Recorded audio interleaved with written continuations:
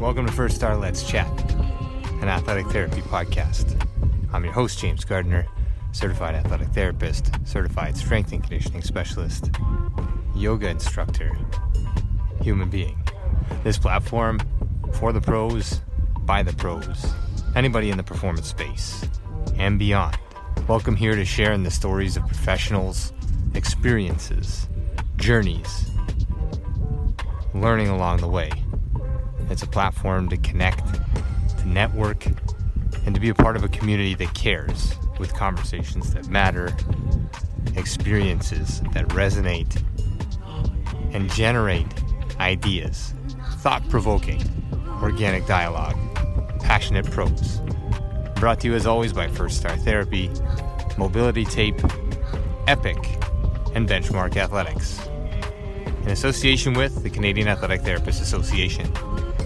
It's First Star Let's Chat, an athletic therapy podcast. Thanks for being here. Thank you for being a part of it.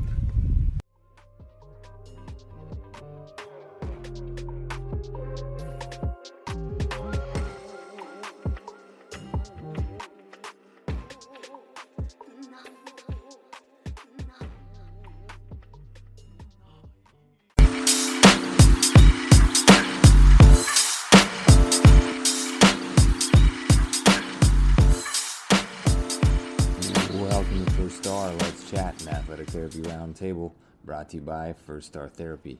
I'm your host, James Gardner, and this is a platform for the pros, by the pros. Passionate pros, organic dialogue. Let's chat. Thanks for listening. Let's roll. I'm here. All right, there you are, man. Beautiful. I'll introduce formally first, as per usual. Voon Chong is entering his 19th season with the Toronto Blue Jays organization. And every time I read that and hear that, I'm floored. I mean, I was there for part of it, but the fact that you've stuck that long and done the work that you've done with them is amazing, man. So 19 years with the same organization, and this will be his third year with the major league staff as an assistant athletic trainer. He spent time at every single level in the minor leagues with the Blue Jays, I think, right? Stops in Medicine Hat, Alberta, Charleston, West Virginia, Manchester, New Hampshire, Las Vegas, Nevada, Buffalo, New York, and then now you're in Toronto, man. So he's been named Athletic Trainer of the Year twice in the Eastern League when he was with Manchester, when he was with New Hampshire Fisher Cats. And he's also asked to represent the Blue Jays both in Hawaii and the Winter League and the Arizona Fall League, which are huge honors. Vooney, he was born in Ipoh, Malaysia, and he completed his undergrad at Simon Fraser. So he's been in Canada a long time, a Canadian for sure, and he now calls Coquitlam, BC home in the off season. So that's his formal intro. And before I let him say hello, I'll do the same as I did with Frosty the other night. And that's a very formal resume and CV for Voon. But to know Voon as a person, a colleague, and a friend, this guy is, I don't know, how do I characterize Voon? He's reserved, he's conscientious, extremely humble, and a really, really honest human being. We chatted yesterday a little bit about some things, both offhand and semi-formally. And every time I talk to the guy, I walk away from the discussion in awe of how he holds himself and how he conducts his business. So without further ado, Voon, I'll pass it over to you, man, just to say hi, and then we'll get rolling with some questions and go from there. Thanks, Guards. Really appreciate letting me have a forum to have a chat with you, kill some of the boredom that that we're experiencing everywhere. Self-isolating is kind of humbling, actually. So it's nice to see all the faces here. Glad that everybody could make it, and actually honored that everybody wants to actually listen to me talk. So it's awesome, man. Everyone, thanks for taking the time. Yeah, it's great, Voon. Thanks a lot, man. And I want to say the same to you guys. We have about 32 people in the room right now, and that should grow. And had some really good feedback from the other night, and had some discussion with both Mike afterwards and Voon leading up to this one. And we wanted to continue the baseball theme. So this is what we're looking forward to tonight. Some of the same questions, but again, if you have questions, feel free to pop them in. We appreciate your time. And the whole idea behind this platform is to create dialogue grow our profession, grow our understanding of one another, and to create, in honesty, to give you some personality behind people in roles that some of us look up to, other people have had or want to have or want to get information from. And we think this is really important moving forward for our profession. So, all right. Again, Voon, really appreciate your time, man. We're going to keep you to the 40 minutes. That'll be my goal will be to keep you to 40 minutes. And then at that point, you can get out of here and do your thing. Move off that blank white wall and get to what you need to do. Yeah, just go to the other corner of the room, right? Just walk the perimeter. It feels longer. Exactly. Stay right to the edges. You got it.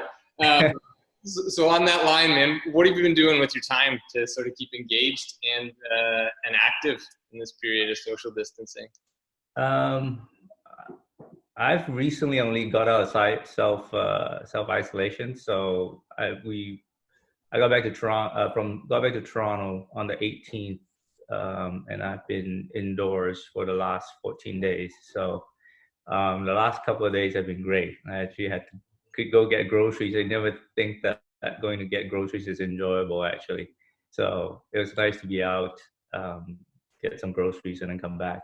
But while I've been inside, it's just been a lot of Zoom meetings. We're still having meetings regarding players and stuff like that. So that hasn't stopped. So we have Zoom meetings every day. To kill time, I don't know, just watch Netflix, listen to some podcasts here and there. Yeah. Try to stay engaged and not let my mind wander too far, basically. So. Okay, Frosty mentioned what was the Netflix show, Tiger King or something? Did you get into it? No, I haven't yet. Okay, I haven't yet. Okay, I think go ahead. No, you go ahead. I don't know. It just doesn't appeal to me. I see the guy's face. I'm like, nah, I'm not watching this. But everybody's watching it though, so I don't know. I might cave and watch it at some point. So. All right, man. Me and you against the world right now. Frosty's all over it and thought we would fall. Not yet. Okay. What's been required of you with the Blue Jays? We heard from Frosty a little bit in terms of just staying in touch with players. Has it been the same for you with the Blue Jays in terms of this downtime and the stoppage to the season at this point? Yeah, pretty much. When we left Florida, pretty much everybody else left too. All the players left too, and go back to their cities and stuff like that. So we had to do basically just daily calls just to make sure that they didn't get any symptoms and stuff like that. So just so that we have it on record and we know where they are, what they're doing and stuff like that. So, but other than that, really it hasn't been anything. It's more, everything's just focused on making sure that everybody's safe and healthy right now, and making sure that, healthy just physically and mentally too, and having a place to work out, which a lot of the guys don't. Some have gyms at home, but a lot of the guys are just making do with whatever they have at home right now. So, yeah. So it's a little tough at the moment, but. Yeah, I think this is it, man. This is the place where we can come and all sort of hear the same things, but just from different angles, right? Everybody's kind of battling this. What am I going to do with my time? How am I going to stay in shape? How am I going to sort of move forward with this? And again, it's a unifying factor in this as well. And the fact that, the Major League Baseball guys are struggling just as much as you, me, and everybody else, it kind of unifies us in terms of where this is going to go and how we're going to handle it. And we do just have to make do with what we can at this point, right? So. Yeah, exactly. Yeah. All right, cool, man. In terms of balance, we talked a little bit on Wednesday with Frosty about balance and all that. And I'll give you a little bit of history on Voon. So Voon is like the coolest guy on the planet, but you would never know it to walk up to him because he'll never boast about it, anything like this. But in the training room, in the minor league training room, this guy would he'd be fixing gloves with two hands and somehow drawing a picture at the same time. He'd be designing art for guys. Tattoos, drawing on gloves, fixing guitars, playing the ukulele. This guy's the master of balance. I think he's and he's not one of those master of none guys. I feel like you've mastered just about everything you take on. I think it's master of none. It's master of none. It's not master of everything. Master of none. It's more like it. Yeah. Give us a little bit about how you stay balanced. We've heard a little bit about the Major League grind and the day-to-day stuff with pro sport life. What do you do personally to stay balanced outside of the baseball itself? During the season, I like exploring. So whenever we go to a new city, I try to get up early, 8 o'clock in the morning, and just go walk the city. Like New York was awesome. Just get up and go because we don't have to get to the ballpark till 12. So I'll always go and try and find a cool place to eat breakfast or something like that, and then grab some stuff and then head to the ballpark. So it's cool to see all the different cities for sure. That's when I'm at home in Toronto. I have my bike with me, so I live fairly close to this field. So early in the morning, I get up and just go right around. Most of the times, just hit Chinatown and get stuff, and then take it to the ballpark. But in the off season, a bit of everything. Just sometimes I sketch. Depends on what my mood is or what my fancy is at that point. So a lot of times it's a lot of different stuff. So yeah. Cool. I meant to ask you about you're in Toronto now. You've been inside for a bunch of days. Go to delivery food. What did you order? I hate to say it. I haven't ordered anything. I've been cooking. So Fair. I've been cooking. So Okay. it's good. I was telling my family I haven't cooked this much in Toronto since the first year I got here, because most of the times you don't have time to cook, but now you're forced to cook. I love cooking, so I don't mind it. My fridge is stocked full, and I literally don't have to leave for another 2 weeks, so I'll be okay. Yeah. More get to know you with Voon is the guy's a foodie too. I think like all the places in spring training that I ever went, and I think maybe it only mattered was he took us. No, the one place that matters, right? The banana pudding. That's the one place that matters. Here's a little story about Gardner. There's this place that we went to. It was a barbecue place in Florida. So the first time I took him there, I said, "You got to try the banana pudding." He's like, "You sure?" And he's like, he has it the first time, and then he said, "We're going back tomorrow." So went back the next day, and he started with banana pudding, had his dinner, and then had banana pudding again to finish off the night. That was the one, man. That was Ozona pig. Unbelievable. If I could live beside a place to eat that. Me too. If I could live beside a place, I would too. But I'll be like 600 pounds heavy. Nice, man. All right, let's dive in a little bit. I had a baseball guy out in Calgary. Jeff sent a question asking 3 most common injuries you have to deal with on a regular basis. And then a follow-up question to that's super formal. Who has the best walk-up song, in your opinion? Anyway, go over the first part. Common injuries you deal with on a regular basis. Common injuries.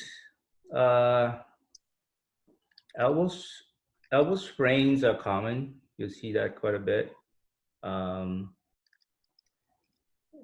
You'd be surprised. Like soft tissue stuff, like quads, hamstrings, those are fairly common. They're not as glamorized because they recover from it. But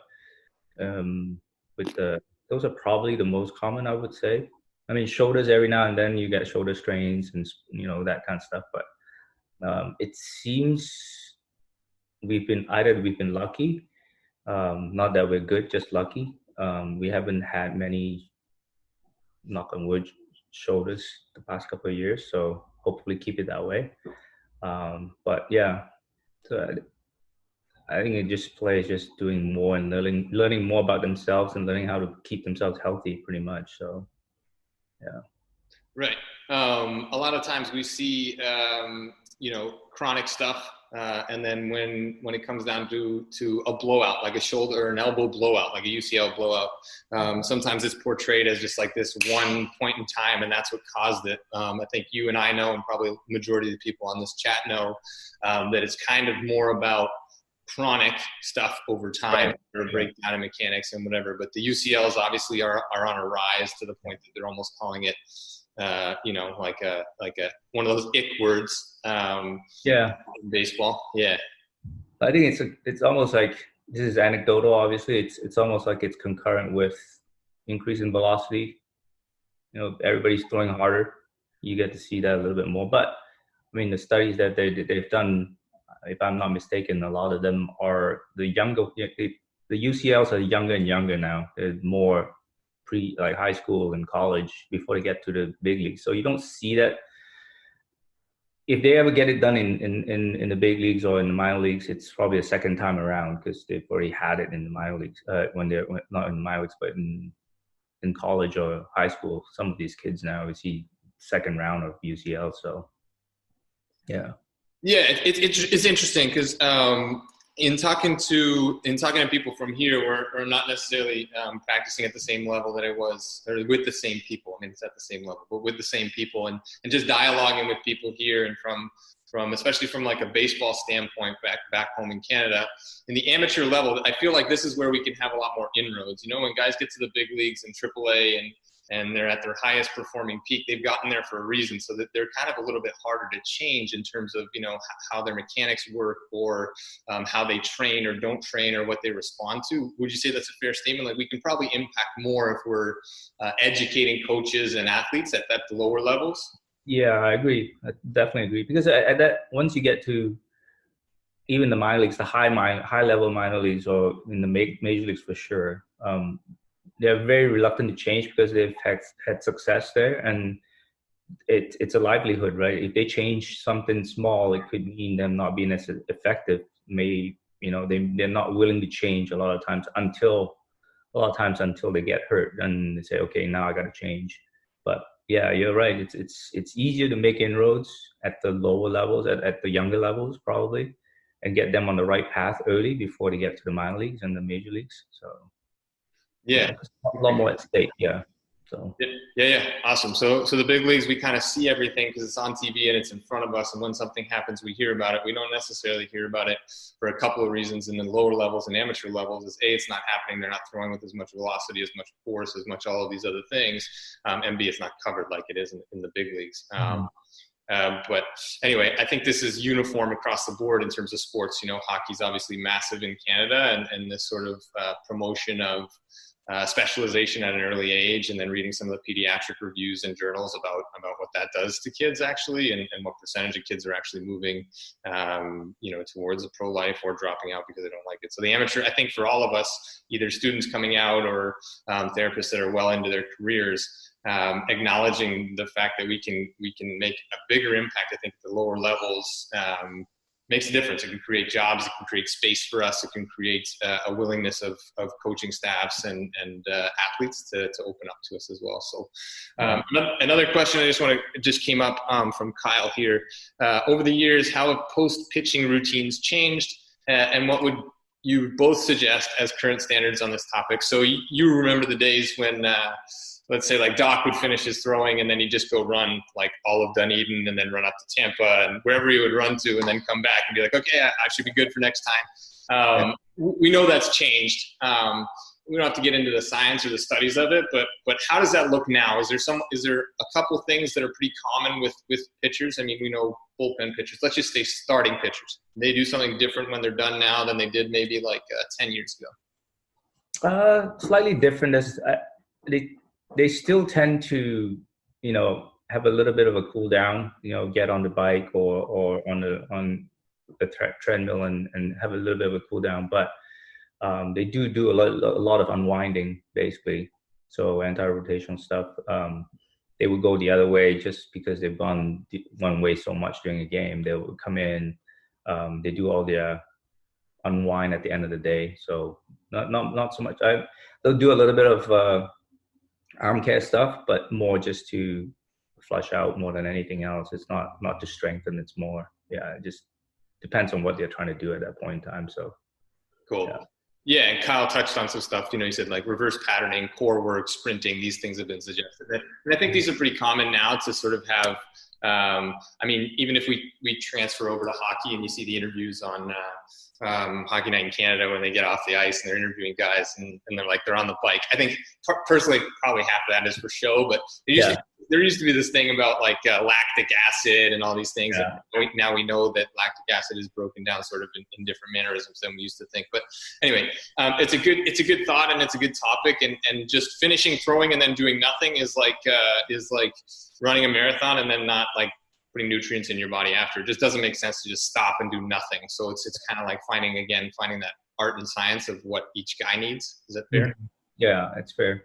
Obviously they have different routines that they go through. Some guys like you just using bands to unwind and wind down. Some guys like using the Indian clubs.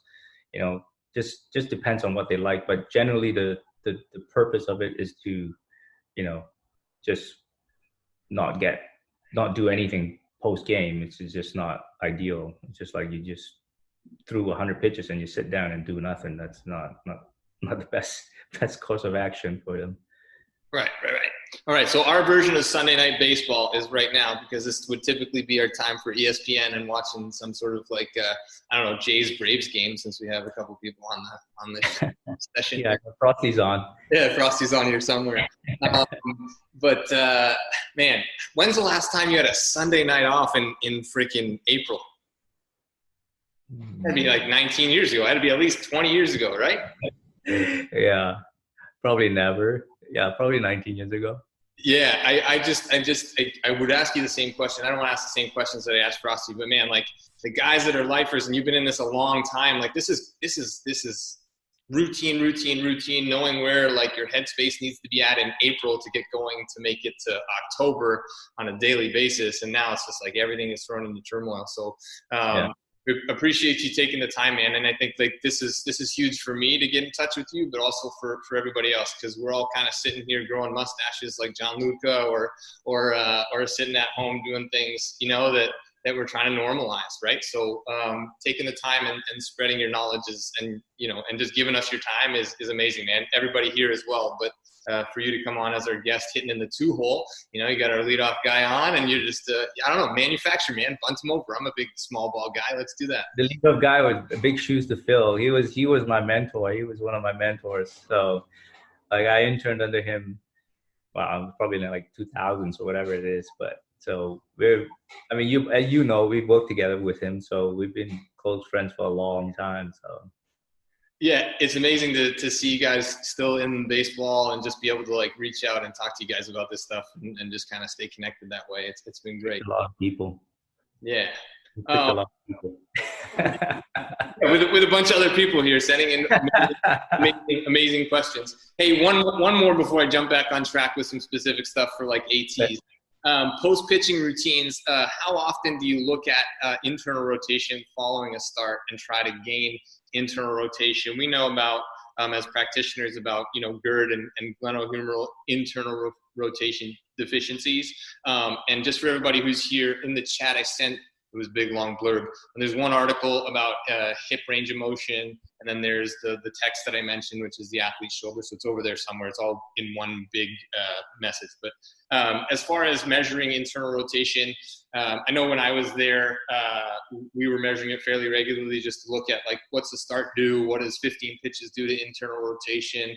But we also know that the nervous system responds like this. I could touch somebody's left elbow and their internal rotation will increase just because we have a nervous system response. But how often are you guys looking at that? Or let's just say in general baseball, you don't have to specify the Blue Jays, but like generally speaking, is that something that you guys are identifying in Major League Baseball? Yeah, I think in general, I don't know. I'm speaking on behalf of our team. I don't know about other teams. I think other teams are doing it too.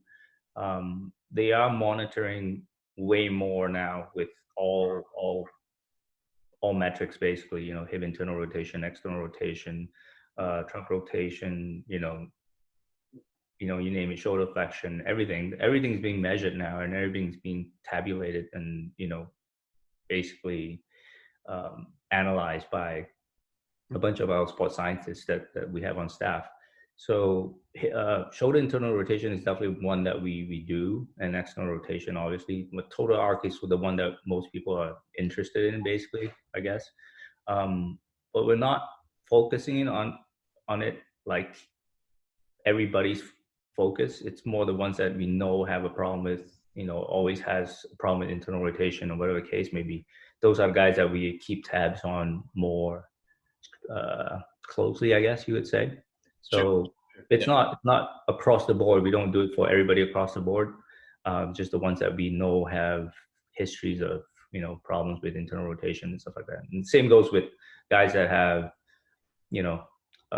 like a positive Thomas test all the time or whatever the case may be that affects him. So those are the ones that we keep tabs on. So.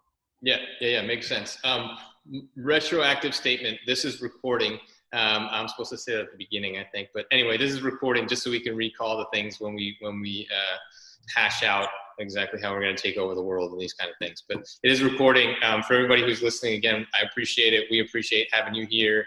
I'll record this, and then I'm going to look for a medium to sort of post these things, and then post resources that we've talked about along the way as well. So whether that's a website or something, or if anybody's really techie and knows how to do that simplistically, that would help me a lot.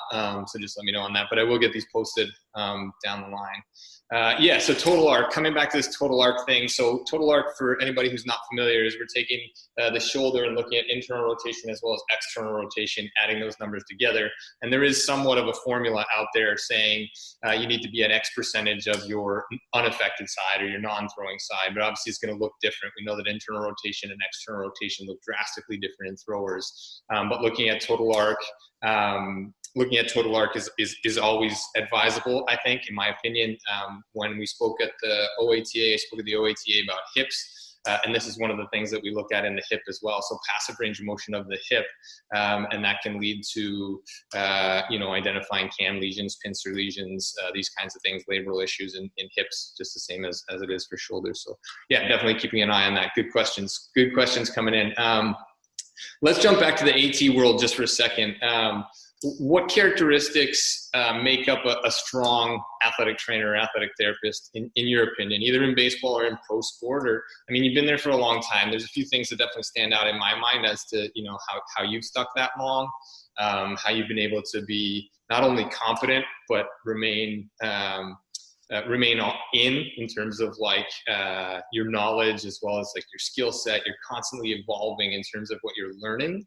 And this guy, for those of you that don't know him, you should get to know him. He's an amazing guy. He's like an open book. Anytime there's a chance to learn something new, there's no ego here. It's just a matter of I want to jump in and learn this. So I think that's definitely one characteristic that I would say about is definitely true about Voon. But Voon, speak to some characteristics of some of the people that you've worked with and what makes them strong, or what make a strong athletic trainer, athletic therapist.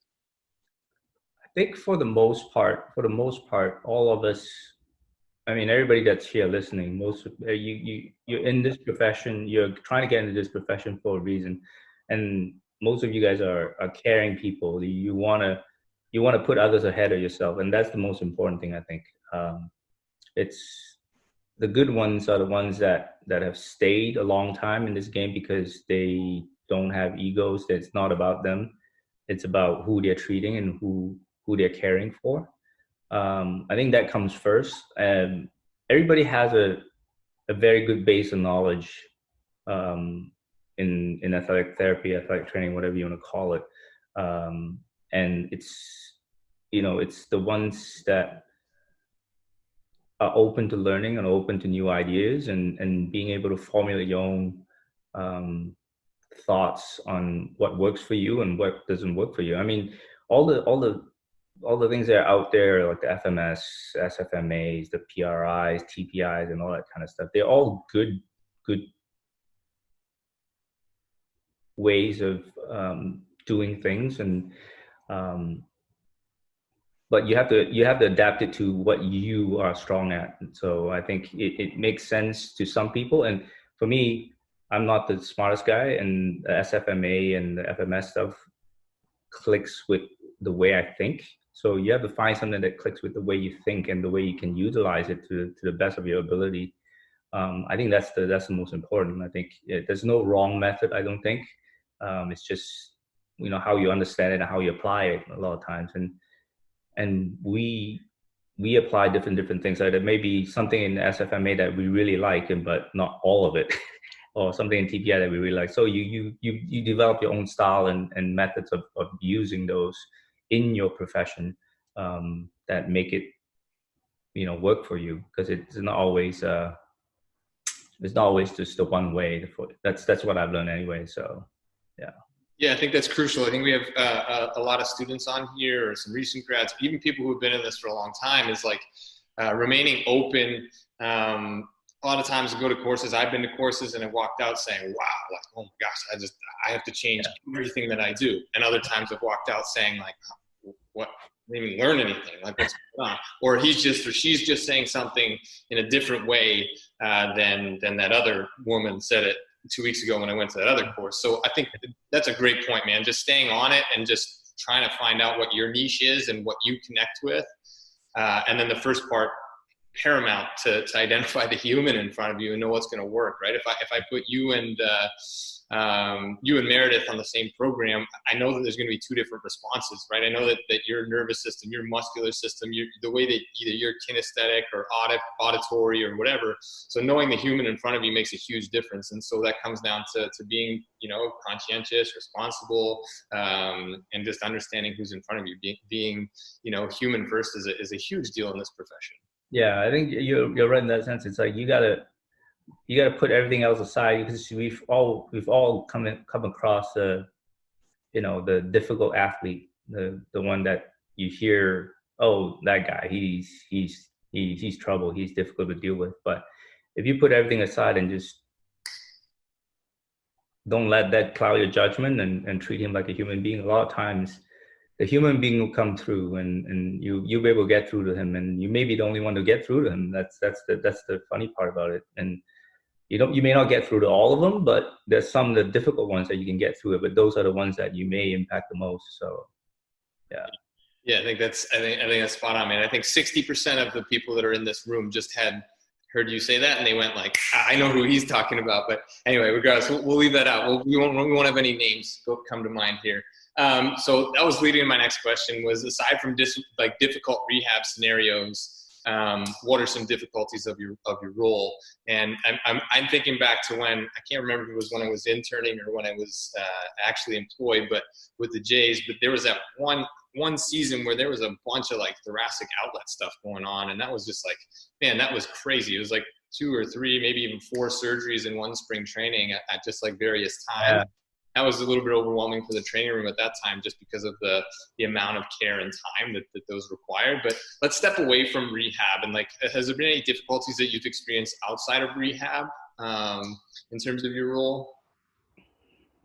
Just the daily stuff. I think the higher up the levels you go in pro sports, the more urgent it becomes. Like, everything becomes more magnified. Everything is more urgent.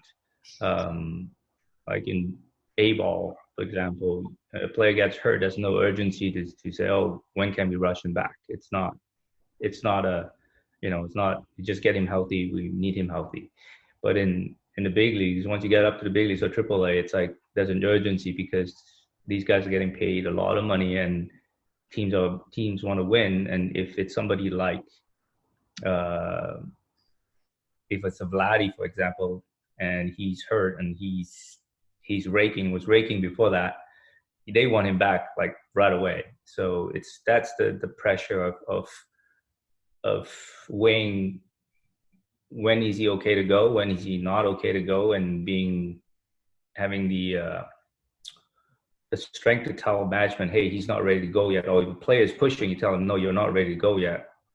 Just that's where the pressure comes in, and I think that's the most difficult part of it. But for the most part, it's pretty. If you let the situation run you, then it makes it difficult, because then you're guided by that. But if you take a step back and you look at it, then it becomes clear, and then you have a clearer thought on what you have to say and what you have to do, and then it makes sense to everybody. So I think that's the most difficult. So. Yeah. Right on, man. That's a brilliant answer, I think.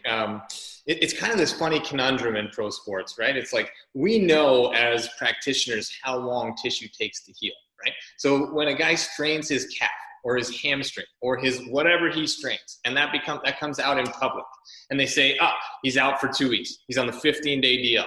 And then in my head, I'm going, well, muscle takes 8 weeks to heal at best, and probably more like 12, and then like 16. And then like, this is a really active guy who utilizes his hamstring on a regular basis, whether properly or improperly. So I'm thinking like, okay, like 20 weeks he'll be back, Yeah. But there's a lot of pressure on you guys to get them back soon and quick, and physiologically before they're ready, right? Like this is pro sports. This is the world of non-logic when it comes to this stuff. Yeah, it's true. I mean, there's something. And that's the thing that that's been instances where it's like, they'll say, we need a guy, we need him. He's better at 70% than most people are at 100%. Those are the instances where you're like, okay, we know what we have to do. So, yeah. But that doesn't happen very often. But but when it happens, it's almost like, okay, what can we do to help this guy perform and not get hurt? So it's a fine line basically at that point. Yeah, and not falling into fandom. Like since I left baseball, like watching these things, and then like guys are coming back, and then they're getting hurt again, and then they're coming back. And I understand what's going on behind the scenes, but for the regular fan, they're like, these guys don't know what they're doing. But you do know what they're doing. It's just a matter of like we're trying to push the envelope a little bit on a regular basis. Listen, I'm speaking quickly because I'm down to like 3 minutes and 45 seconds. Everybody who is here, if you want to stay on, I think you can sign back in. I will stay back. I'll sign back in. I'm going to let Voon go, obviously, if he needs to. But if he wants to sign back in, completely up to you. No pressure. Don't answer right now.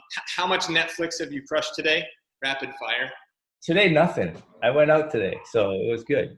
Okay. It was nice and sunny in Toronto. A little cold, but it was nice and sunny in Toronto. So okay. We went on a virtual tour of the San Diego Zoo, and we saw baboons. And for the first time, my son saw the rear end of a baboon, and just hilarious. Thought it was hilarious. So if you want to see some cool stuff, go to the baboon exhibit of the San Diego Zoo. All right. I'll put it on my list. Yeah. Okay. Best road city, and Frosty differentiated between city and stadium. Best city for you when you get there. Where do you look forward to getting to? New York. New York would be. New York and Seattle. Okay. Because Seattle is close to home, and it's nothing like Seattle. Just like the fans rushing down the stands. It's you don't see it in any stadium. Like the Blue Jays fans in Seattle coming down from Vancouver and everywhere else. It's nuts. It's nothing like Seattle. It's like another home game. Okay. It's really cool. All right, cool. I'm seeing the messages here. Thanks for sending those. I didn't get the thing that says we've been extended, but if we get cut off at 40, then we're cut off at 40 and we'll sign back in. If it keeps going and Voon is willing to keep talking, then we'll do that. Best stadium in the league. Don't say the Rogers Center, we know. And don't say the Trop because we know. So like go beyond those two, and what's the best stadium in big league baseball? Best stadium in the league. There are a couple that I haven't been to yet. Okay. In terms of facilities?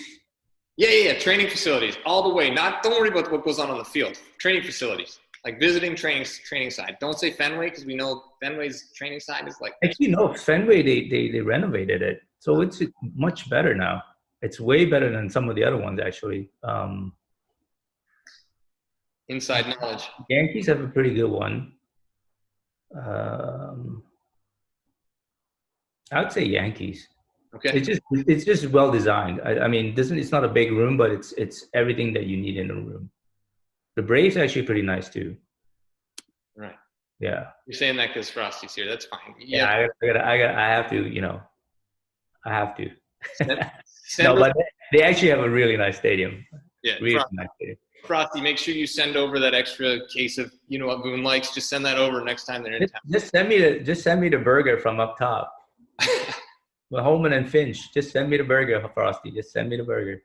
I don't get it, but it's got to be funny. Let's keep rocking and rolling, man. We're at 39:22. I'm gonna push the envelope here. Favorite memory in your career? What is it? And if you say the call up to the big leagues, like I'll be right there with you, man. I was just about as excited as you were, I think. I think the first day, first homestand, first game, when you see.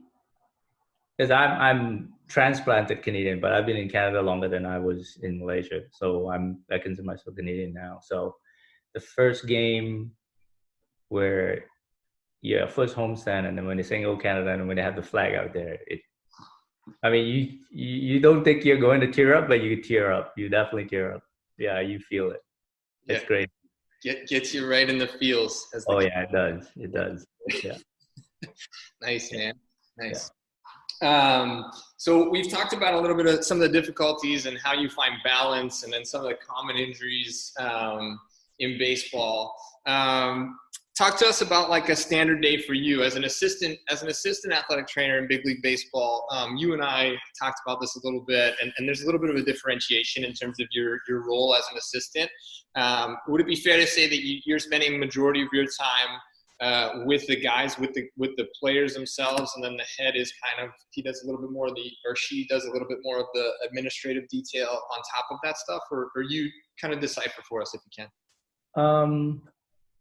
The head trainer, what I've known of George and Nikki, both they deal with the front office a lot. They talk to them, daily for hours at a time, just because there's so much going on. They are on the floor, but rare. There'll be a few players that they have to get ready. Like say when George was around, was Doc. Doc was the go-to guy, and so you normally that's how it goes. Like your number ones, number twos, number threes, and your Vladdies and stuff like that. But it's changed over the years where it's more fluid now. Where if she's gone, then one of us will take over and do stuff. But to start of the day, Frosty's probably described it. Start of the day, we go in at like 11, 12 o'clock, get in, set up the training room, have a bit of lunch, and then get going on paperwork basically to catch up on stuff. And then players start coming in to get their first rounds of treatment. Guys that need treatment, get them ready for BP. They go out for BP. We go out and watch BP for a little bit. One of us or two of us will go out, depending on how busy it is. Some of us will stay in and do paperwork, catch up again, and then they come in, have a bit of bite to eat, and then get ready for the game. And then after that, after game time, another round of treatment for the guys that get hurt, write out reports, send it in, decompress for a little bit, and head home at about, 12:30. Yeah, and then Groundhog Day, just do it all over again the next time. Yeah, it is. It is Groundhog Day pretty much at that point. So, you're used to that, and as far as this whole purgatory in time that we're stuck in, like you're used to that. You just hit repeat every day. Yeah, and it's strangely comforting sometimes, because on days off you really don't know what to do with yourself. Yeah. You almost feel like you have to go in, and most of us do go in. We just go in for just even for an hour. You feel like okay, I've done my job, and then you leave. You feel like you have to go in. It's a weird sensation. It just draws you back in there. Yeah. Even when the front office says, "I don't want to see you tomorrow," yeah, that means I better see you at some point. Yeah.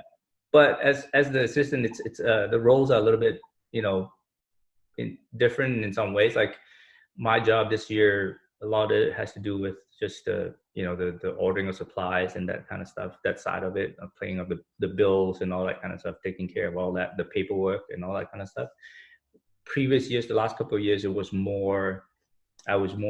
the second assistant, so it was more helping out with the rest of the other stuff. Anything that needs to be done that wasn't done by whoever else, then I'll take it on and do that. But this year it's a little bit more. It's slightly different, not that much different. I'll still be on the floor a lot, just doing treatments and stuff like that. So. Yeah, right on. I think it's amazing to see sort of like the development in terms of the diversity of staff that's coming in now, like skill sets. I mean, I know you guys, and I know a few other people in baseball, and like everybody's very diverse in terms of, like you said, like what you align with in terms of your learning and your knowledge, and sort of building a training staff that's integrative and has different skill sets makes a huge difference. Let's backtrack to food, because Frosty touched on food, and he said that everybody you get good food when you're in big league baseball. And you mentioned food a couple times. Like you get there, you eat, you do some work, you eat, you go out to the field, you come back in, you eat. And I mean, like, this guy's a foodie, so he knows. But like, did you ever manage to get banana pudding from the pig sent to Toronto? I didn't get it sent, but when we were coming up from the last time we came up on March 18th, so the night before, I went to the pig, got banana puddings, and we had it on the plane coming back here. So let me see what I can do. If I end up like somehow leaving this country and going to Canada and I go through Florida on my way, I'm going to see what we can do. Let me try and look into that. I need the recipes more than anything else. I just need the recipe. You're never getting the recipe, and you know that. We've tried this over numerous lake sharks or something. I might have an in though. I might have a franchise after I'm done baseball. I might have a Ozona Pig in Toronto or Vancouver, one of those places. Bobby has said that I can buy a franchise, so we're good. All right. Well, keep me in mind because I'll be right there with you on that one. Let's jump back in. Time's so time's extended, so we're good. Let me talk to you a little bit about favorite minor league city that you've been in. Because Vooney's been, like I mentioned, he's been in every level. So if you're not familiar with baseball, like let's just look at the big leagues as the top, and this is a team that you see on TV. And then there's multiple levels along the way. And through that, like you're going to have players who are coming out of college, some high school guys. You spent a long time in Manchester, right, in New Hampshire, and then you're out in Vegas. So let's forget about favorite. Like, tell us about Vegas. Was it the weirdest place to live on the earth, or no? It is if you're living on a strip. But if you're living outside the strip, it's just like any other city. It's actually, I was really surprised. I actually enjoyed Vegas, just because you can get it's like another New York where you can get anything and everything in one city. Anything that's of any consequence or any importance will be in one of those two cities. Right, and sometimes more than you've asked for, I would imagine. Yeah. Yeah, but you don't want to stay in the strip though. It's way too crazy. You get a sensory overload. It's 4 days. It's all you can do on the strip, and that's it. 4 days. All right. In the training room or in the weight room, I know that you guys have an integrated approach. Again, coming back to like your strength staff isn't necessarily segregated or separated. You guys always work sort of hand in hand. You're in the weight room, they're in the training room. Everybody knows what's going on with everybody.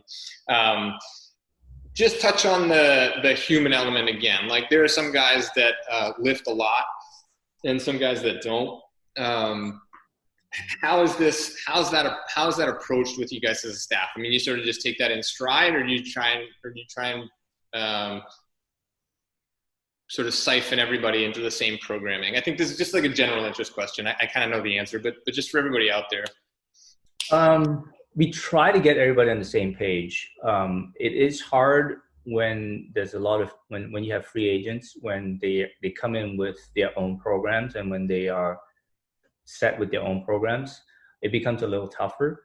But just like anything else, if you don't go in guns a-blazing and say, we want you on this program, and if you learn about their program and talk to them and see where they're lacking and where they're not, and you have a discussion with them about it, and if they understand what you're trying to do for them, a lot of times they're willing to change. They won't just shut you out. I think that's the most important thing, I think.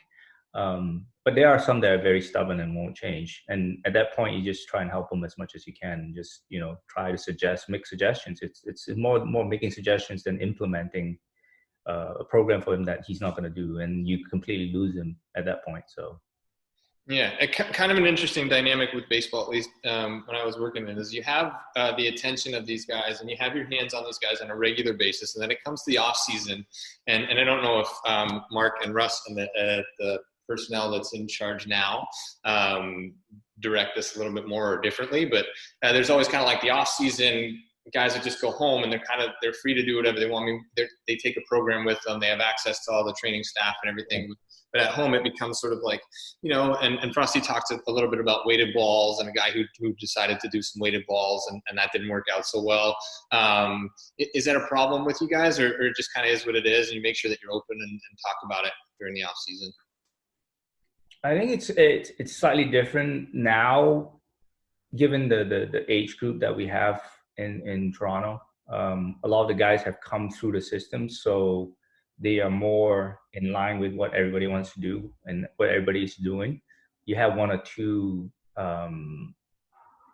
free agents that are, have their own programs, but for the most part, they've been pretty good too. They've been very receptive of what we've been doing, and they're following the program. I mean, in the off season, there are guys that have their own trainers in their respective cities, but the strength coaches would contact them and look at their program and just basically make suggestions and say, hey, we would like him to do this because we found this. We've had him this long. We've measured. We have those metrics on him. This is what he responds to well, and make suggestions that way, basically. But they'll go through their program, off-season program as well. But majority of them are on the same programs that have been individualized for them by the strength coaches. So right. Okay, we're at 50 minutes, and I don't want to keep you longer than you want to. So let's say 55. You can jump ship. I'll keep you to a 55, and you can jump ship, or you can stay on. I did post the Ozona Pig is the banana pudding spot over there. So just in case anybody's heading down towards Dunedin, Florida, in the near or distant future, depending on how things look, check that spot out. It's awesome, and there's no plug. We don't have any support. The best burger. Yeah, the best burger. Yeah, the Cowboy, right? I think it was called. Cowboy. Oof. Okay, cool. How about this? Let's turn over to, for the last couple minutes here, does anybody have a question or just want to say hi? Just unmute yourself in some sort of orderly fashion and shoot Voon a question by voice. Anybody? Or throw a hand up or something if you have one, and I can do that. Bueller? No. All right, listen, I'm going to keep asking questions that are related to banana pudding if you don't ask questions. All right. Okay, so let's talk a little bit more about shoulders, man. If you were to take a shoulder injury or an elbow injury for any of your pitchers, which one would you take? Elbow. Boom. How come? Shoulders are just too complex, and it's just the uncertainty of rehabbing from a shoulder. It's not as I mean, if you can call it clear cut, it's not as clear cut as an elbow. Yeah. Every the success rate for return to same levels are much higher, but I mean, it's still failure rates, right? It's still, I mean, right now they're saying 85% for an elbow. I mean, you still got 15% that fail, that don't return, but that's better than the shoulder. So yeah, I think once you get in there and change anatomy and physiology in the shoulder, you're looking at a whole host of issues that we can't even account for. Surgeons do really good work. The surgeries have gotten better. They become less invasive. But once you mess around with that thing, not a lot of guys come back feeling and looking the same, right? With those. Yeah. We had a question the other day.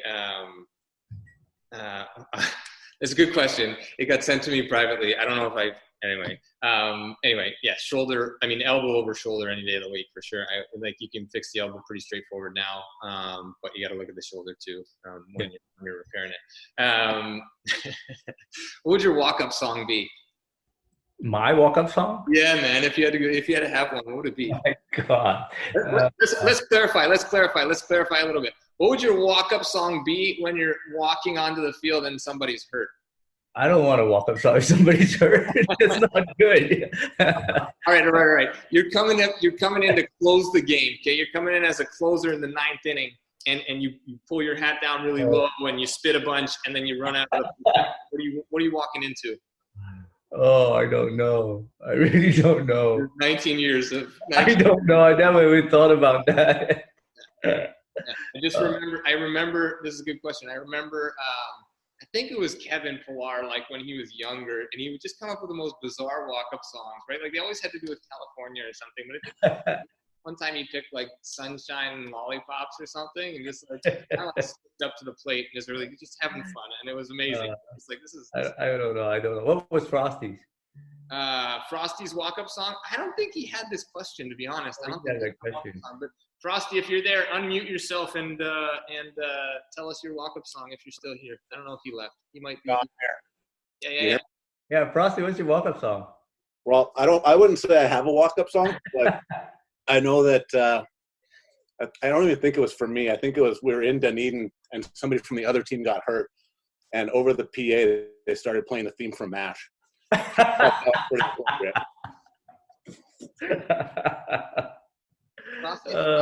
Frosty's got it kind of easy though too, because we could just play Frosty the Snowman. Everybody would be cool with that. But what's his name? That's kind of. I don't know what mine would be. I don't know. Somebody's gotta pick one. All right. Think of it, and then once you come up with it, it's gonna be some Anyway, but once you come up with it, let me know, and I'll try to make sure that people hear about it, because that's a good one. Yeah. All right. Any other questions for Voon? I think we're at 55 minutes, which is where I said I'd cut you off. Do you want to stay till an hour? Pushing an hour? I've got nothing to do.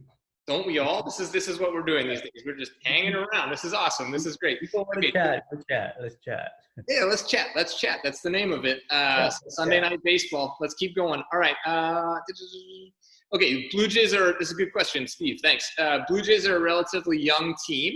Is this an advantage for the training and performance staff? Are the younger athletes more interested in physical preparation and treatment process? So like a younger team, how does this bode for you as a training staff? I mean, it's definitely beneficial, but it also has its, problems. Not problems. It also has its, little setbacks in a sense, because you're trying to teach at the same time.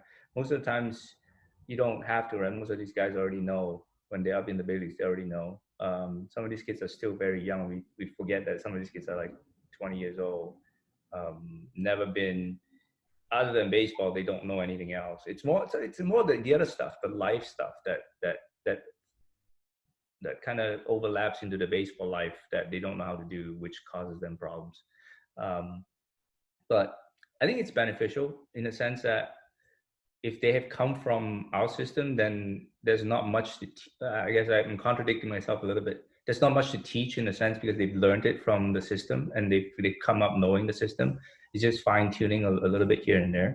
Yeah, but getting it consistently and getting them to know what it's like to be, how to work as a major league player is basically what it is. It's not, and sometimes it's not great that it's considered work and they forget how to play anymore. It's not fun for them anymore. So that's the part we have to keep reminding them that, it's still got to be fun. It's not just all work, it's still got to be fun for these guys. Yeah.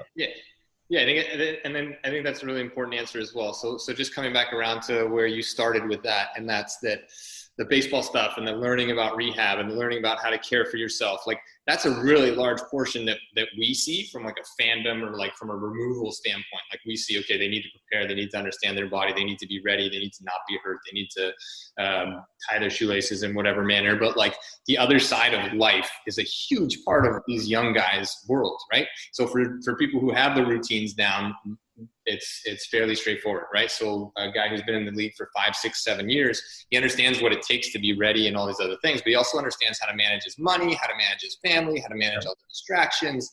So I think that's huge, right? And when it comes to this, like I just remember being in Lansing, which is A-ball for anybody, and when I was working there, and there was a guy who was a high school draft pick, great kid, loved baseball, not a dumb guy by any means. And like the one day he wanted to mail a letter to his family because people still mailed letters. And he wrote "Dad" on the front of the envelope and said, okay, and that was it. Like that's a true story. And he wanted to mail it. He goes, I need to send this to my dad. And I was like, okay. Like, is your dad here? Do you want me to go hand it? And it was a real thing. Like, he didn't know how to mail a letter. And so maybe it was just a sign of the times, because like there wasn't an email or like an emoji that he could just send over immediately. But it was just, it's like life stuff. Life stuff's hard. It's hard to be able to counter all the other stuff that goes on when you're a young person in pro sports, for sure. Yeah.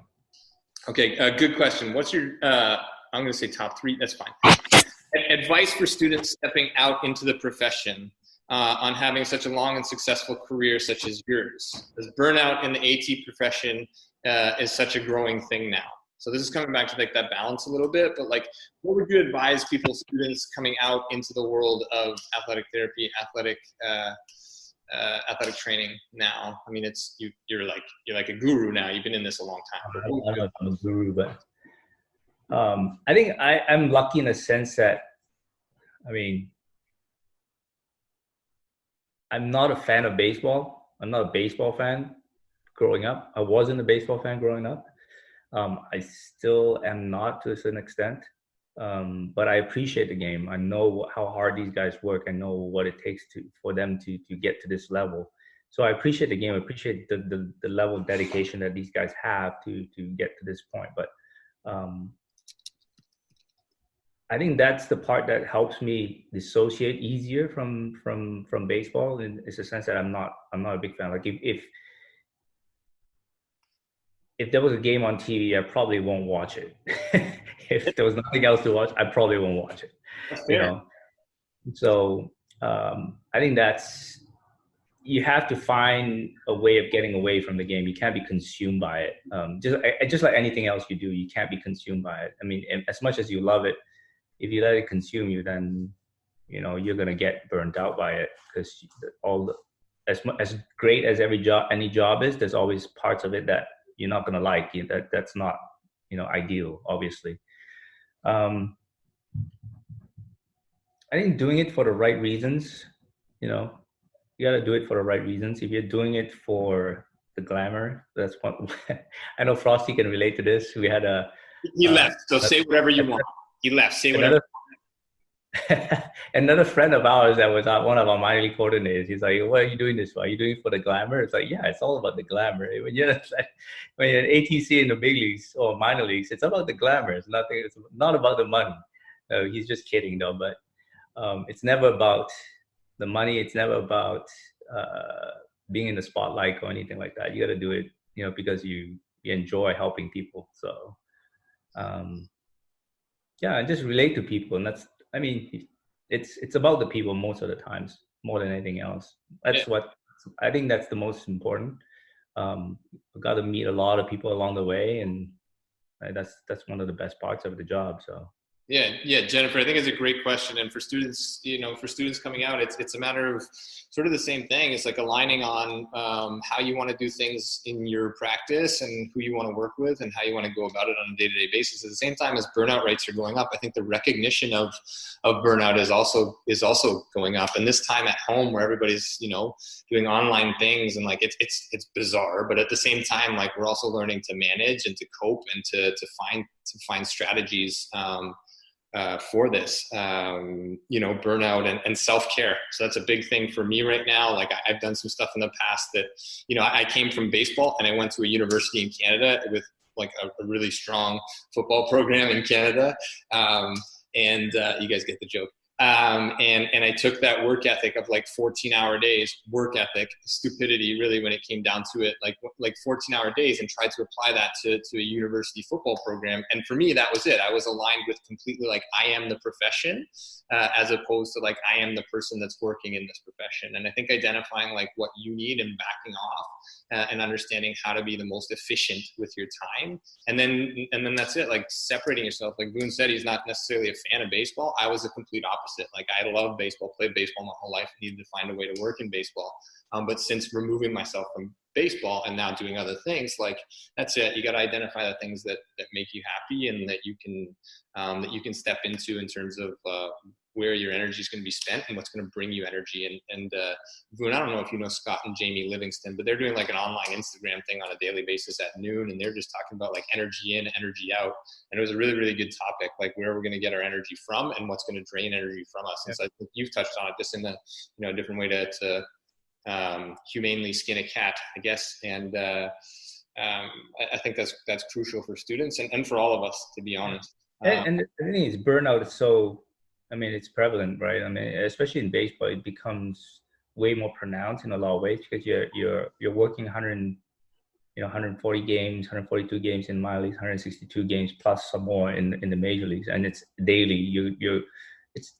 When they say it's a daily grind, it's a daily grind. It's like 12-hour days every day, right? And it's not, and so you have to have the right mindset for it, and you don't want to overextend either. You want to show that you can do something, but you also have to realize your limits at certain points and ask for help. And that's the main thing. It's whenever you can't heap everything onto yourself, and that's like what Guards is saying. It's self-care. You have to make sure that you're healthy first before you can help anybody else. If you're not, then everybody else is going to suffer because you can't help them. So. Yeah. I think it's a great topic. And just for that, I'll use the aside. On the 15th, it's a Wednesday, I have a therapist she's Canadian, but she's here in the Bahamas, and she's going to talk about all about self-care. So on the 15th, the Wednesday night, we're going to be diving into that a little bit more. And then that same week, the Sunday night, will be the MD that I mentioned last time. He'll be talking about like the space for athletic therapists in Canada, in the amateur space. So a couple good topics, not this coming week, but the following week. Most challenging or memorable injury that you've had to rehab, just off the top of your head? That's from Mel. Nice question, Mel. Thanks. Most challenging.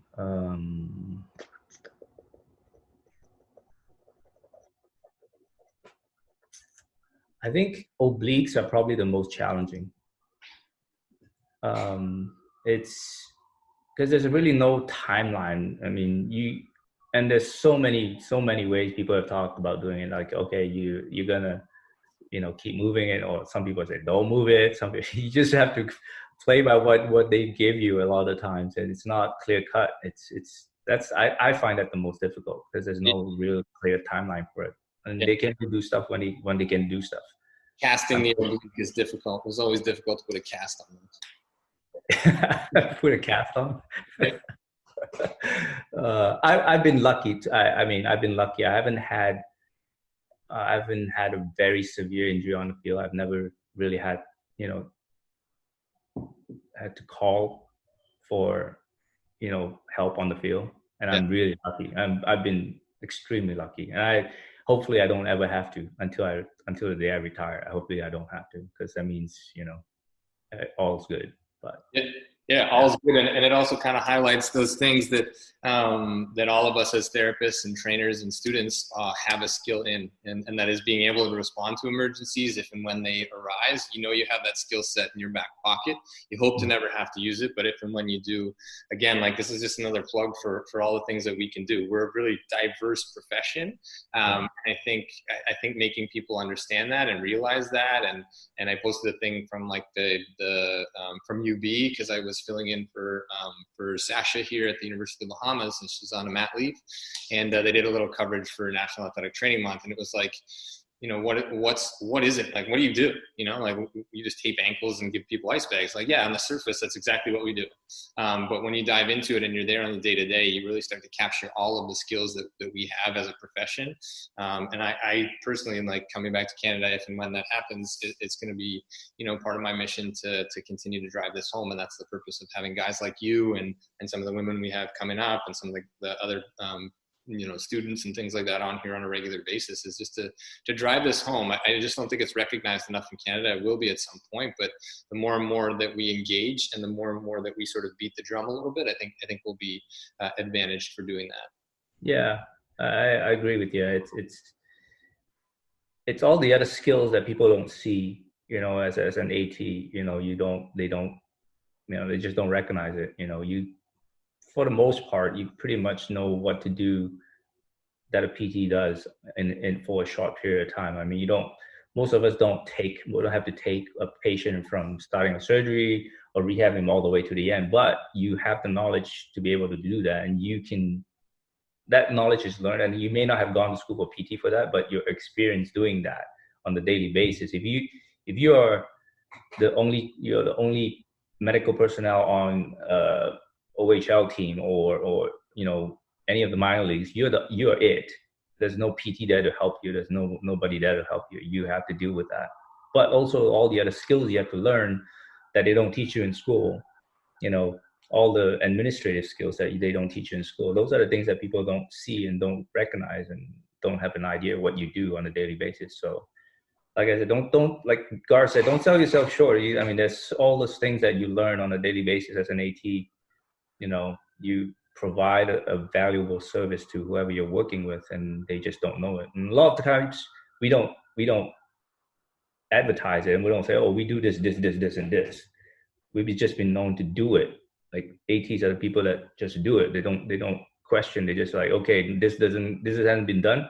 All right, I'll take it upon myself to get it done. That's majority of ATs that I've worked with are like that. Yeah.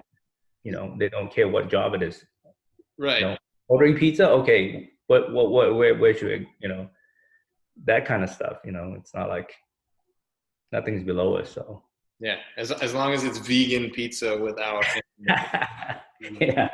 Anyway, yeah, I think you're right, man. I think I think that's it. I think part of this, and I talked about this as a CATA conference as well, probably ad nauseum for most people, but like this, part of us is that we're Canadian. You know, the majority of people on here are Canadian, and part of that experience, being Canadian, you're fairly humble, but then you're as an athletic therapist, you're never in the spotlight. You're always kind of behind the scene. It sort of breeds this humility to what we do. And I'm not saying we need to go out with signs and like, we do everything better than everybody else, but I do think we do need to start unifying a little bit more and growing this thing. So a good talking point. Question that came in, did you always know you wanted to work in baseball, or did that so Voon, I didn't hold this up in his formal thing, but he had spent some time with soccer, right? Before, some U20, some U23 stuff with the national team here. Yeah. Before you soccer was my first love. So the way I got in baseball was pretty much, I guess, out of luck, like really lucky actually. I was a student trainer up at Simon Fraser University, and I didn't know what I was doing. I just knew I wanted to be in the field. Yeah. And then one day the PT there came in and just showed me a letter and said, "Hey, there's this letter from the Braves." Ironically, Frosty with the Braves now, but it's from the Braves. This was in '97. I'm dating myself now. So basically, they were asking for internships for NATA. For some reason, I'm like, why would they send it to Canada? It's like NATA is a US, based, organization. So they said, oh, just send in your letter. Well, you never know, you're going to get it. And I'm like, okay, send it in. And for some reason, they end up picking me and another guy who's Japanese. It so happened that the Braves wanted to kind of have diversify and see what other countries are doing. So I was at the right place at the right time. So I went down there for Instructional League 97, and that got me kind of hooked on like, this is, partially was because I knew that getting into baseball was probably one of the better paying jobs out there in the US, and knowing that the market in Canada, the job prospects were fairly slim at that point back in the day. And if I wanted to make a living out of it, I would have to go down to the States. So I started that route of going down, paying my own way down there, do the internship, and then coming back. And then one of the guys I went to school with up at SFU, who ended up being the guy who's talking about being glamorous, he ended up being the coordinator for the Blue Jays, who's also a good friend of ours. Frosty and I know him really well. He's based out of Vancouver now. So out of blue, one day he calls me. He says, "Hey, do you want to come down and work for us?" I'm like, "Huh? What?" So he goes, "Are you ready to write your NATA exams?" I'm like, "I guess." So I flew down there, spring training. This was 2002. Yeah, 2002. Frosty will remember this. So we were in the midst of building out the new complex. Guards would know. We were at the old complex before. That year we built a new complex, so we had to have a temporary place. So there was only one intern, barely anybody else, one strength intern, and we loaded everything. And in the meantime, I had to study for the NATA. So basically he said, if you pass your exam after spring training, you got a job. No pressure. You got a job. If you don't pass it, you're gonna go to AAA as the strength and conditioning / athletic training intern with Woody. Yeah, Woody. Yeah, okay, nice. So long story short, luckily I passed it. And I was sent to Medicine Hat, and that's how I started. And I thought, I just give it a shot, see where this goes from here. I don't even know if I like baseball. Yeah. Medicine Hat was a hellhole. It was a hellhole in something. But I stuck it out one year after another, and lo and behold, now it's like 19 years, which is kind of crazy. And you still don't like baseball, but hey, you got a job, so that's pretty good. I know, it's crazy. Yeah, this kind of takes me. I know I'm going to be chastised for that. You don't like baseball, you have a major league job? Come on, let's be honest. Hey, it's not that you don't like baseball. It's just that it's not your first choice. It's right. Like some people like Tiger. It's not something that I would pick to watch. If it's somebody that I know, it was somebody that I knew from before, I would, out of interest watch it. But if I knew nobody in baseball anymore, I probably won't watch it. I probably won't watch it. I'd much rather watch the Premier League than baseball. It's fair. You're allowed. When you see it like in your sleep, you probably need some time away from it. Yeah. I think that's what's kept me in that long. It's the distance from the game. Yeah, I think that's fair. Also being there at the same time, yeah. It's an interesting take. Most people are like, I need to get in that sport because I know it really well. But sometimes that's like too much of an investment, right? Yeah. Yeah. Cool. Okay, very good. All right, we are an hour and 15 minutes. This is fun. We could just, anybody else got some questions? Because I'm just going to keep talking to Voon about pudding and otherwise. Yeah, so it's interesting because when I was down there as an intern, you talked about internships and you talked about all these different things. For any students that are still here, I think there are some. I started my internship during my 4th year of my undergrad. So I reached out and like I mentioned on Wednesday, the first person to read my resume was Frosty, and he called me and he said, "You're Canadian and you like baseball. Well, what's wrong with you? And are you curious?" So we ended up connecting just over the phone and then ended up interning. And then the internship turned into a 3-year, basically like a 3-year fly down to spring training, miss some exams, come back, get tutored with some professors that really went out of their way to help me with that. And then, you know, a 3-year job interview for the most part. Like you said, like it's timing and it's also a matter of putting your face and your name and connecting with people. And I remember doing the same thing, like the NATA I hadn't done. I had done the CATA exam. And I had to do the NATA, and it was kind of like they study on the buses, study on like these other things when you have time and make it happen if you're going to stay in the US. And it was the same as an intern. I just recall going in that little, the doctor's office, I think, that turned into the massage therapist room, you know, right before you went out to the field in the complex. And I was studying and writing, I think I was writing a biomechanics exam on like my honor, because Dave and George were in the dugout. I can't remember who they sent in, but it was one of those really boisterous guys back in the day to like, they just sent them in to mess with me while I was writing my exam, like open the door and like, "Hey, you're cheating," or something like that. They said, "I don't have to cheat on this exam." Johnson, some one of those guys back in the day. Anyway, hilarious. Name dropping, by the way. Okay. Okay. How many guys here are CATA certified already that want to get into baseball or get into pro sports in the States? Yeah, I don't know. Just hold your hand up if you're on video, or like type in you want to get into pro sports or you're in pro sports. I know there's a couple of people that have spent some time in pro sports. Yeah. Guy holding up 2 fingers. I see you, Boydie. And there's a bunch of we have some students and some other people who aren't showing their cameras. And then there's a few that want to get into pro sports for sure. And I think hearing from you guys and hearing from everybody, it's like, you don't shoot straight to the top, right? So you don't jump right into 4-star and 5-star hotels with all of the food. I'll take you through a minor league scenario because it's fresh in my memory. Is myself and our strength coach, every time we went on a road trip, would get to the hotel, check everybody in, and then we would map out, because Walmart is always the same. They have the same layout. So we go to the Supercenter Walmart and we would time ourselves to see how quickly we could do the grocery shop for the entire team for the city that we were in, right? So we got it down to under, I think our best time was like under 12 minutes, right? So we could get back and actually like have a nap. But we would go in, he would go one way, I would go the other. We would take those 12 minutes, buy like all the peanut butter and the bread and the bananas and these things and try to have a good time with it. But pro sports is tough, right? Like it's not all the glamour that you see at the top. It's a lot of hard work along the way and establishing good relationships, right? Like you mentioned, yeah. and good hard work ethic and value in what you do, right? It's not just and it's also comes down to, quite honestly, comes down to timing and who you know as well, right? How many guys are double certified, like NATA and CATA, or working? Is anybody double certified on here, NATA and CATA? I know I let mine lapse because I left the US, and it's going to be tougher now because the master's program in the US, right? Like they're moving to that. I don't see anybody putting their hand up or saying yes. Meredith said that you can't write CATA anymore. You can't write it anymore because they've moved to a master's, right? I think, as they move into the master's program. But I think I don't know, there's a way that they're working on that to hopefully.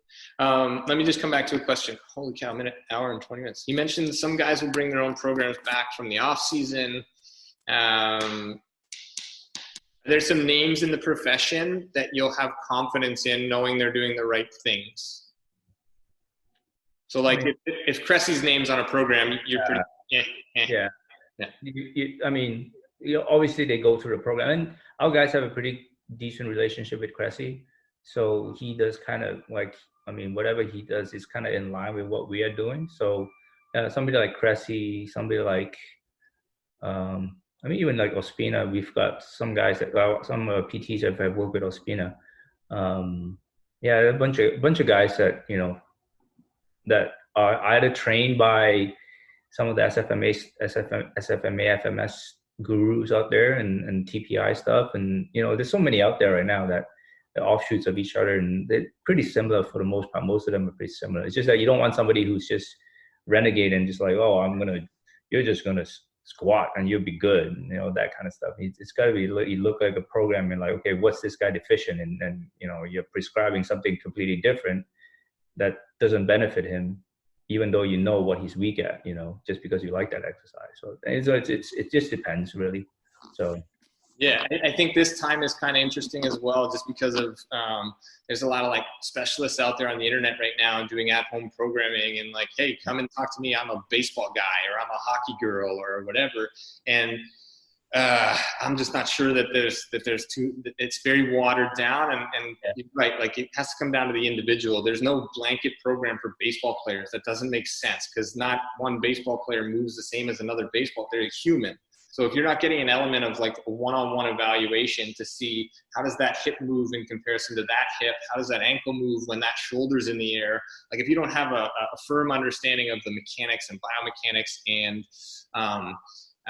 sport effort, like I think we get into problems there, right? Like there's a lot of good people that know how bodies work, but they can't apply it to sport. And there's a lot of people who know how sports work, but they just don't do the body work in a manner that's sufficient. There's a lot of baseball people out there, but I've read and seen a lot of good things and a lot of not so good things.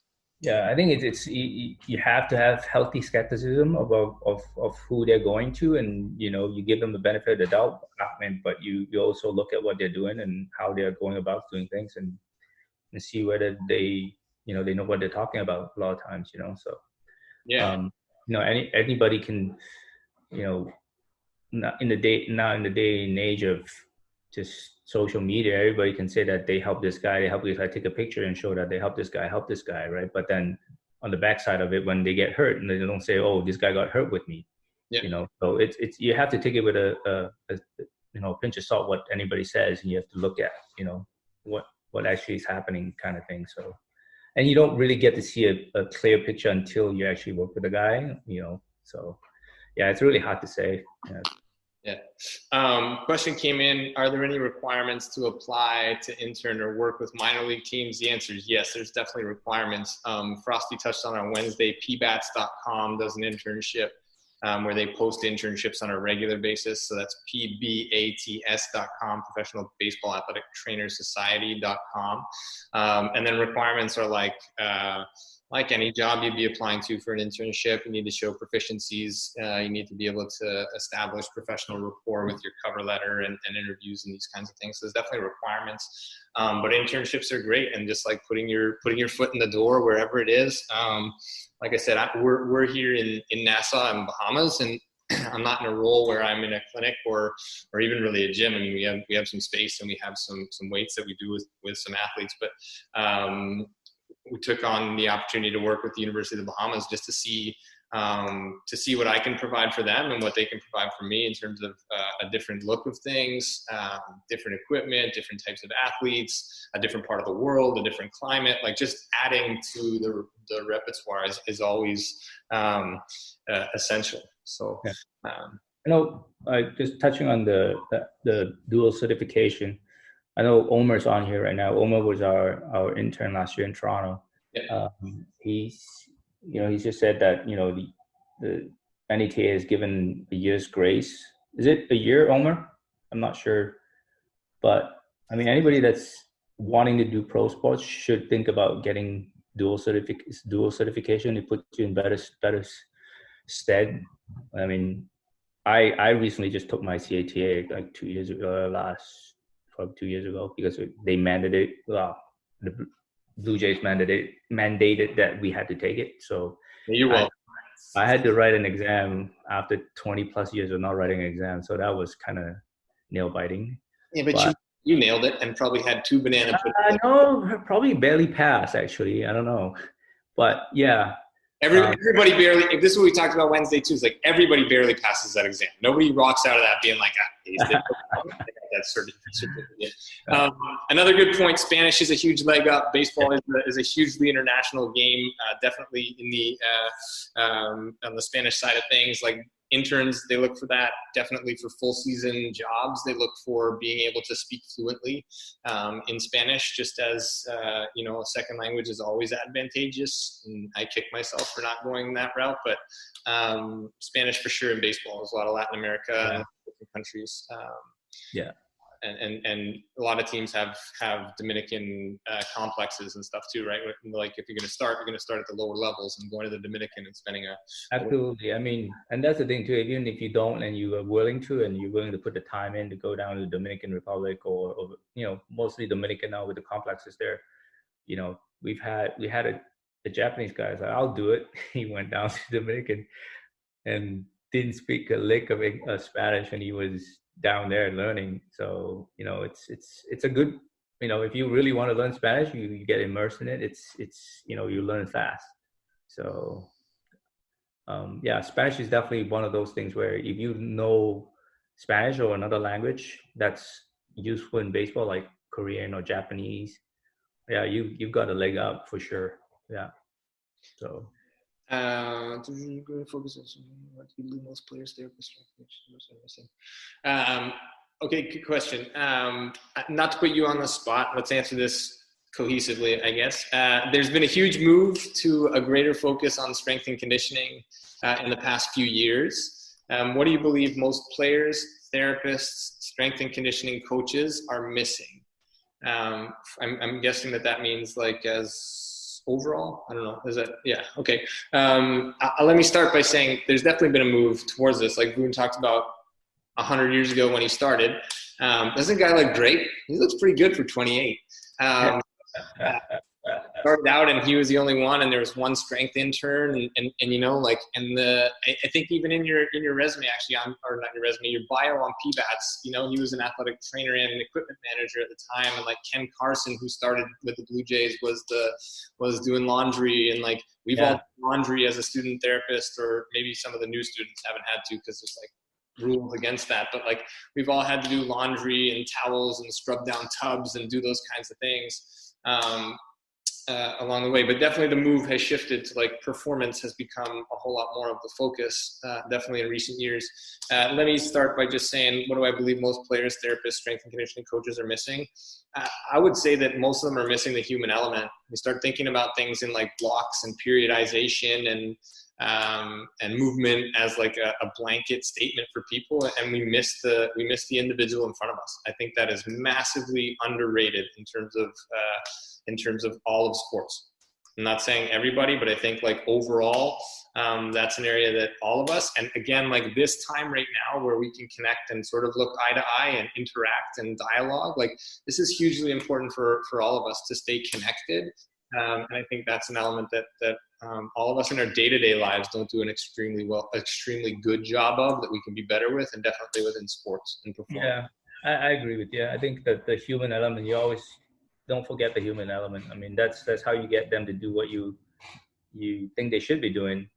If you don't think about that, then you're just throwing words at them, throwing exercises at them that they don't know what they're doing, and they will not buy in, and they won't do what you need them to do. So yeah, I agree. That's definitely true. Very true, actually.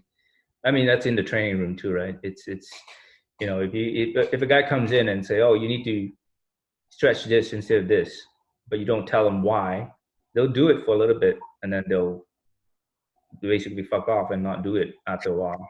But if you talk to them like a person and just say, this is why you're doing it, and you take a little bit more time in the front end to talk to them, then they understand that you're investing in them, then they're more apt to buy in.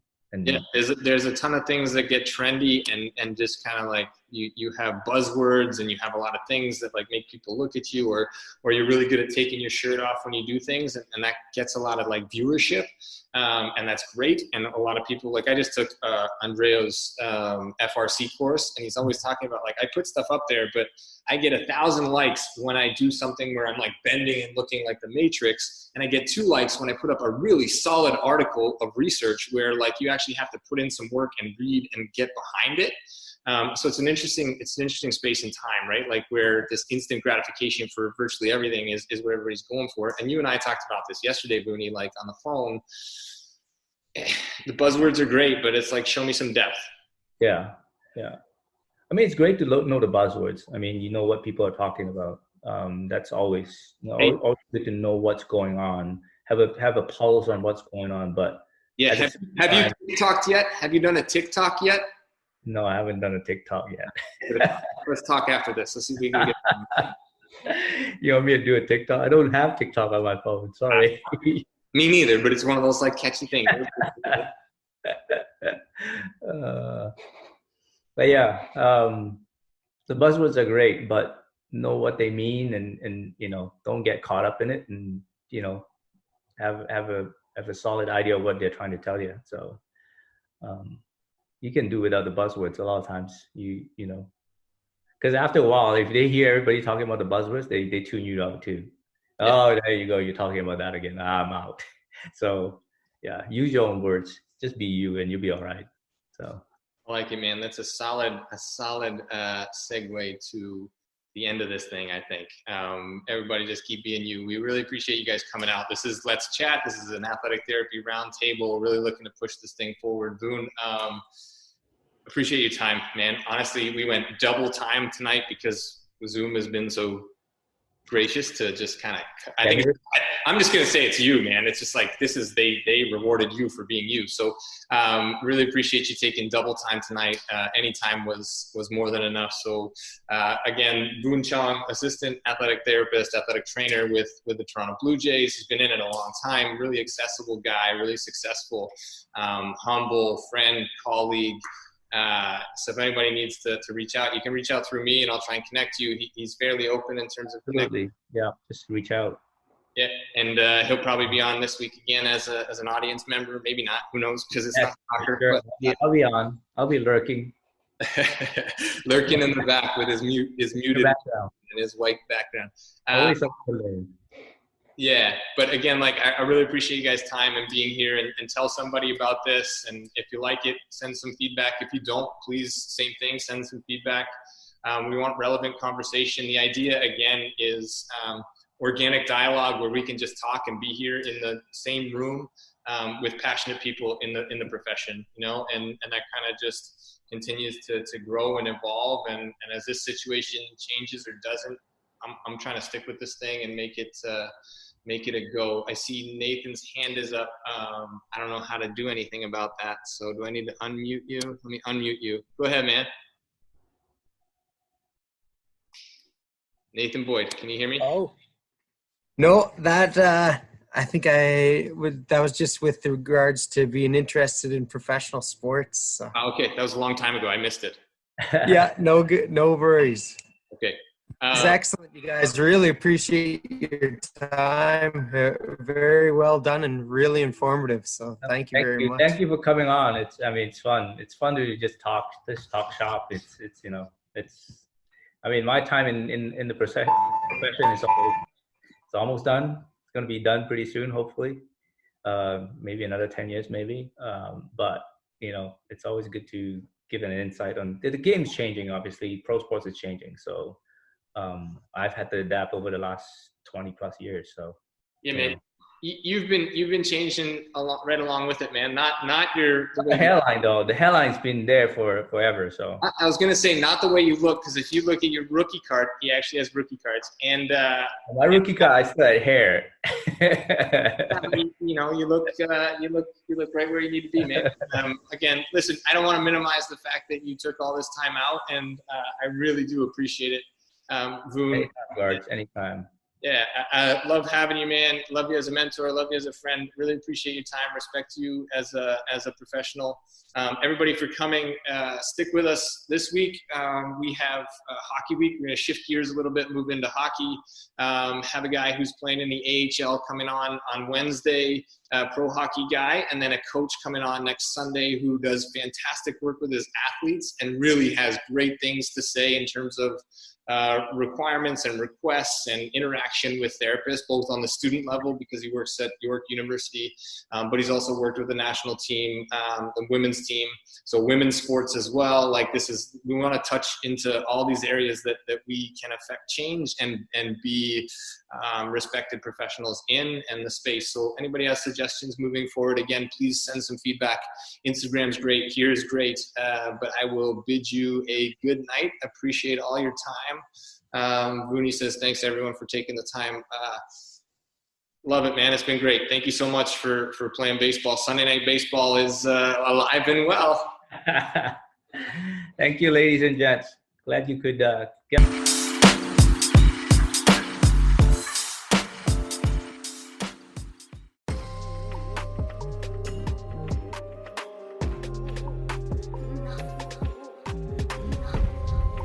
Thanks again for being here. Thanks for listening. Thanks for being a part of this community. Check us out online, firststartherapy.com. That's FIRSTAR therapy.com. Or email us with feedback, consult@firststartherapy.com. CONSULT@firststartherapy.com. On Instagram @firststar.therapy, and our podcast host @letschat.at. This is First Star Let's Chat, an athletic therapy podcast.